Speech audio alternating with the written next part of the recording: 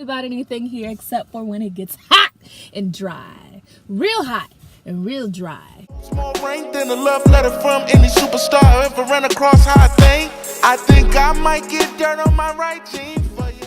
Hey you guys, it's your girl Yodi. Welcome back to my channel. Today we have another perspective. Hopefully video quality is just a little bit better. Your girl, we're making baby steps every single week. Every week. So I had a new way to record my videos.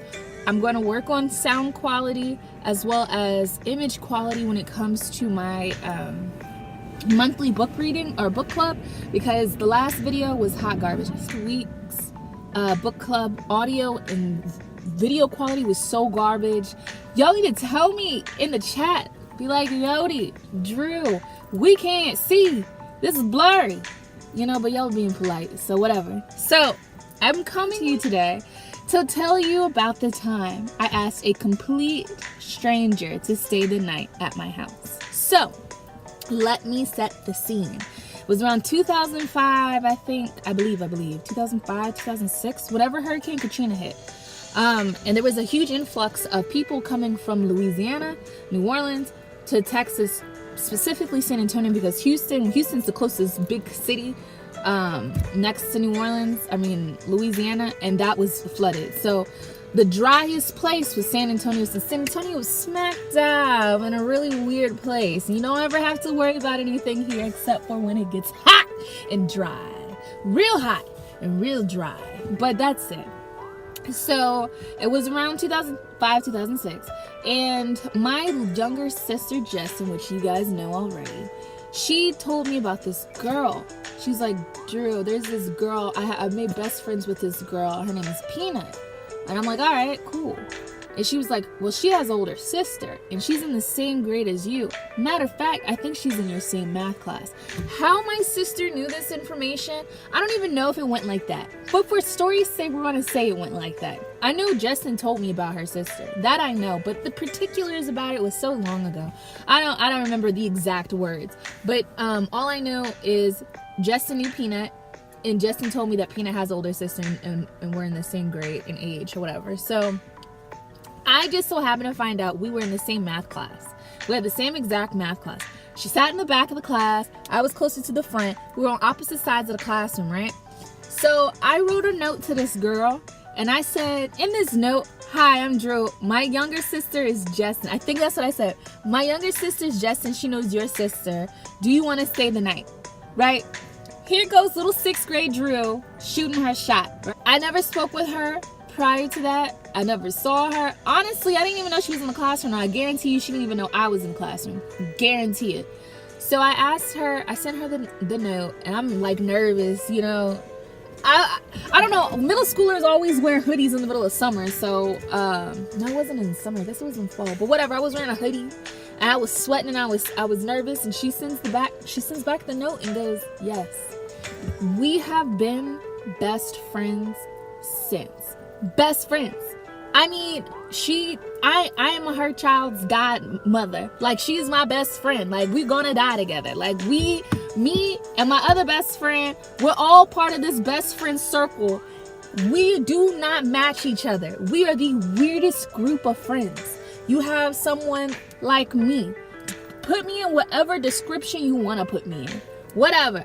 For the sake of it, you can call me weird, eccentric, Afrocentric, whatever, hippie. Call me what you want. You have the hippie person.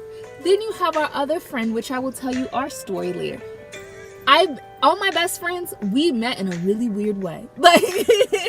So then you have our other friend, super hilarious, dry-witted, snarky, cynical, just freaking hilarious. You need this type of person in your friend group at all times. Like, she's an honorary black woman. Then you have Elise, just Mother Nature personified, and just so warm. And as she liked to call it, I didn't say it, you did, because I know you watching this video. She said she's the hood friend. So you have these very unlikely people befriending each other, and we are best friends. Like, I cannot explain to you guys this type of friendship. Like, we are best friends to the soul. You know, you don't talk to them for a month, There was periods I didn't talk to Elise for about 6 months. Call her right on up. Hey girl, what you doing? Pick up, talk like nothing happened. That's the type of friends we are, like all three of us. So I shot my shot, and we've been friends ever since for decades. Well, decades. My other friend, we've been friends for decades. But yeah, man, and I'll tell you, shoot, while I have the time in the daylight, I'll tell you some stories about me and my best friend Elise. So, as I mentioned, Peanut and Jacqueline are in the same age group. So growing up in the apartment complex, because we lived in the same apartment complex, and we did not know. I think she moved a couple of weeks after we had met, but she didn't know I lived at Foxfire at that point. Like, I don't think she knew, or her family knew. So yeah, she lived in the same apartment complex as I did. And there was always this group of kids that would terrorize our sisters, more so mine than anybody else, because Jacqueline wasn't doing nothing at this point. She had no hands. She did not stick up for herself. That was my job, you know. So I remember when my sister would come around the corner hollering, so and so did something, me and Elise would just literally take off running. We're like, who? What? All right, here we go. And that's how, and we're still like that to this day. My mom, she said something regarding, I had posted something to my friend, and I'm like, well, I'm riding, you come scoop me when you go, like, I'm coming. And my mom was like, oh, that's so funny. I'm like, that's how it's always been. Like, we always rode for each other. Like, oh, you about to go run up on someone? All right, here I go, I'm in the car. Like, that's just how our friendship is. Like, our friendship is support and love. So yes, I'm thankful I shot my shot, asked a complete stranger to stay the night, and she ended up being one of my very best friends for life. All right, you guys. I guess while I have you, I mean, this video is already 7 minutes long. Book club this week. I don't have the book with me. I used to live in Chicago a long time ago for a year. I had all my books, lost them. Don't know where they are. So I have to get a new copy, and I will submit that. I will also link my Amazon affiliate account, because your girl can get coins that way. So if you're gonna buy the book, buy it with the Amazon affiliate, unless you can get it cheaper somewhere else. And if that's the case, do you boo-boo. All right, get that money, or keep your money, because it's hard out here. So yeah, this April's book will be Jacqueline Woodson's Brown Girl Dreaming. It's a collection of poems, super fast read, and it's so good. It is such a good book. So I'll be discussing a couple poems in there that stood out to me, but more so I'll be talking about the book in its entirety, unlike what I did with Teaching My Mother How to Give Birth. Since people were still getting in the swing to book club, I'm deciding book club's moves to Sunday is April 28th, 7 p.m. That's a Sunday. All right, no more middle work week nonsense. Nobody wants to think on a Thursday. I get it. So Sunday it is. Hopefully that'll bring more participation, because I don't know about you guys, but last month's book club was so much fun. That people in there saying it was like literature class, but I'm like, unless you love literature, then this ain't for you. Join us. If you need background noise, put us on. Put me on. Put the video on and listen to it. But anyway, so yes, that's April's book. You guys, I'm tore up about Nipsey Hussle. I'm tore up about him. And it's kind of one of those things, like, I guess you don't know until they pass. I mean, I was at a football game. I was literally in a stadium at a football game. My boyfriend looks over and he goes, Nipsey Hussle passed. I'm like, you're a liar. Like, why would you lie like that? And I Googled it, and sure enough, it happened. And I was so in awe. I was so just completely in awe. I was just like, what? Like, why? Even if you don't listen to Nipsey Hussle like that, he's such an upstanding guy. Like, you could just appreciate what he was on and what he was about for the Black community, for the communities that he was involved in. Like, he was a real stand-up guy. I used to listen to a couple of his songs back in 2014 when I was going through an abusive relationship, so I have my own personal connection with his music. And then as time progressed, I started listening to his ideology about what he was on, and I was like, yo, this guy is dope. But when I just feel like I just feel like he was literally ripped out of the universe. Like his essence was ripped out of the universe. And for someone that you don't talk to, don't really listen to like that, to leave such a lasting impression on the masses. Like on my Instagram, all I saw was nothing but Nipsey Hussle. I mean, good gracious. And my heart hurts for Lauren London, because I kind of kept up with them a little bit.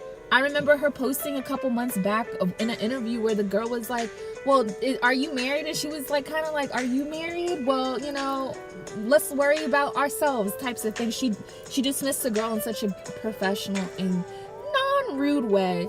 And I remember seeing a video when he was talking, she's like, I think she was like, my husband or something like that, or no, I'm saying the whole thing wrong.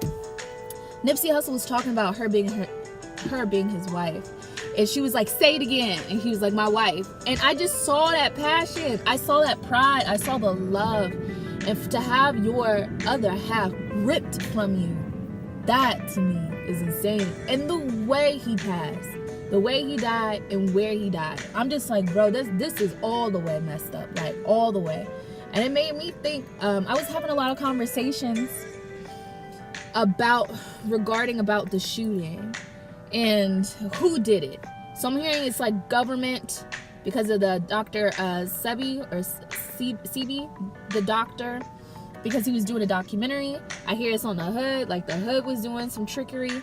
I heard the government is on it separately because of how conscious he was. I'm hearing different things, different conspiracy theories, but all I gotta say as time unfolds is just, y'all be safe out here in these streets. Be careful. Don't tell people your business, because people do not, let me say it again, they do not have your best interests at heart at all times. And I'm learning that. No matter how down they seem, people do not have your best interests at heart. You got to be careful who you are around. And it just blew my mind, and it just made me hold my black man a little tighter. And like, you know, you never know. I mean, it's just, you never know. So I didn't want to leave the video on a bad note, you guys. I was really messed up. I was going to do a video earlier in the day, but I'm still in a weird mind space, so nah. And I actually recorded this video 3 times already. The first time I have not been in the right energy. I'm off of work, swaying, just waiting, but I haven't been in the right energy. So until the next video, you guys, I hope you stay blessed. I hope you stay light and positive through this, because it's not good for our soul. When we hurt, we all hurt, and I believe it. So you guys, what? Okay, so you guys have a blessed, light, love, stay safe, hug a black man, hug a black woman, you know, and just, I'll see you in the next video.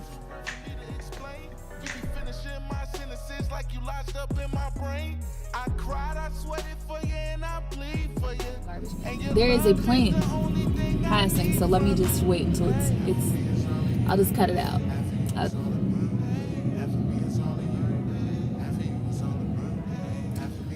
Booking with this girl ever. Most complete. 100%.